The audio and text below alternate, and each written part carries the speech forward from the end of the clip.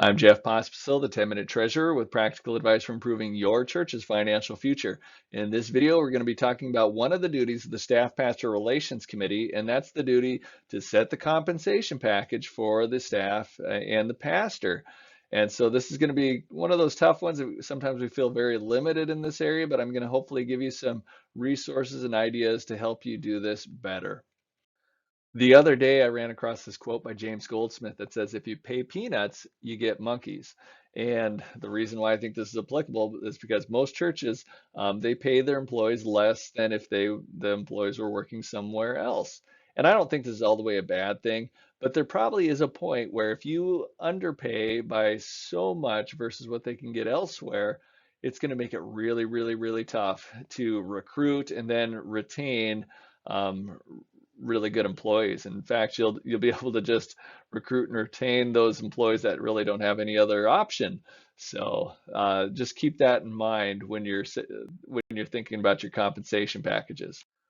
A lot of times when we're talking with a potential employee or a current employee, that we just focus on the salary and the wages, and we don't talk about the whole package because there's a whole lot more than just the salary and wages. So on the financial side, yes, there's a salary, but there could be housing, there could be health benefits, retirement benefits, certain fringe benefits. Maybe your church provides gym passes or something like that.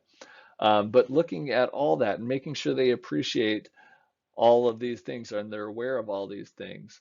So, but then there's the other side too, the intangibles. And there's a lot of benefits to working in a church. I mean, it can be very fulfilling. There's often a lot of flexibility in your schedule. There's room for personal and professional growth. The culture could be awesome. It could be something that a church might have the freedom to do things that a private business can't.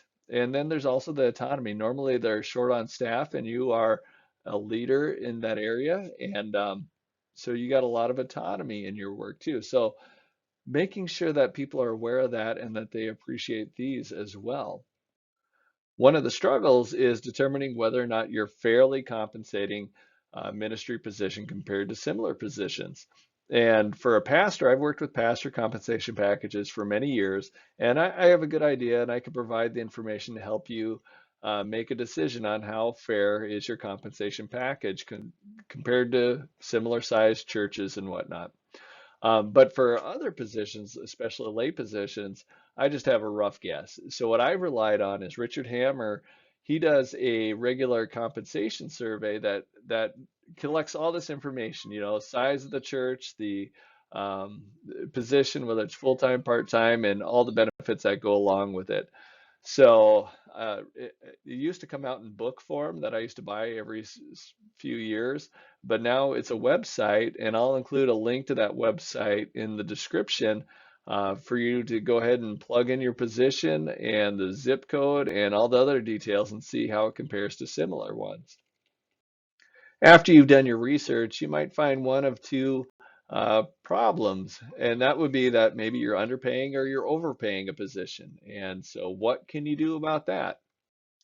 During the pandemic, the kids and I, we ended up getting hooked for a while on the strongman competitions. And one of our favorite athletes is Brian Shaw. So here's a picture of Brian and his spouse. And for Brian to compete at his very best, he needs to consume more than 10,000 calories a day. And that's 4 to 5 times the amount of calories that the normal person should consume. So what does that have to do with church compensation?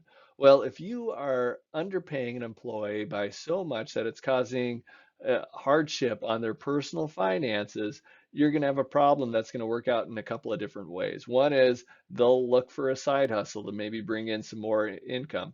And sometimes that's fine if you're designing that into the position where it's a half-time position where they're going to find employment for the other half somewhere else. But sometimes it ends up being a competition for their focus, their energy, and if and that could be a problem for the church. The other thing is it could make them kind of feel that the church doesn't appreciate them, and they might start grumbling, have a bad attitude about it, and looking for employment elsewhere. So that's the other problem. So what do you do if you do find that you're underpaying an employee and it's an employee that you really value, you really want to keep them? A lot of times, at least in most of the churches I've worked with, it's your budget's super tight, so it's almost impossible to go ahead and one fell swoop bring them up to the level that you wish you can compensate them. So what do you do? So the first thing I would do is I would have a conversation with that employee. So let's just say it's this full-time pastor making minimum compensation. You visit with them and say, we value your ministry. We know we are underpaying you. So go ahead and put that on the table. Say, we know we're underpaying you. And then if you're able to make the commitment, and say, okay, here's what we hope to do or plan to do is that over the next 5 years, we want to grow income and maybe we'll have to cut some expenses, but our hope is to bring you up to what we think is the proper amount, whatever that amount happens to be, and at least give them hope that there's a problem and that you're working on fixing it. So that will do a world of good, for whether it's a pastor or any church employee. If you do those two things, acknowledge the problem and work towards fixing it. So let's just say that you're not able to make that promise in good faith, that because of your circumstances in your church and in your community, that you don't think you're going to ever be able to pay the pastor more than just the minimum compensation. So I'd still have that conversation. We value your service. We know we're not compensating you as much as you probably deserve for your ministry. And likely we're just going to be able to give you the regular cost of living increase. Um, and just be coming to terms with that it makes it okay that the pastor is probably going to move on, and so it prepares both parties for that event. And also it'll probably prepare you because likely you have more pastor than you can afford. So starting to think of maybe a part-time pastor or some other kind of solution for your pastoral leadership. So that's my advice in that situation.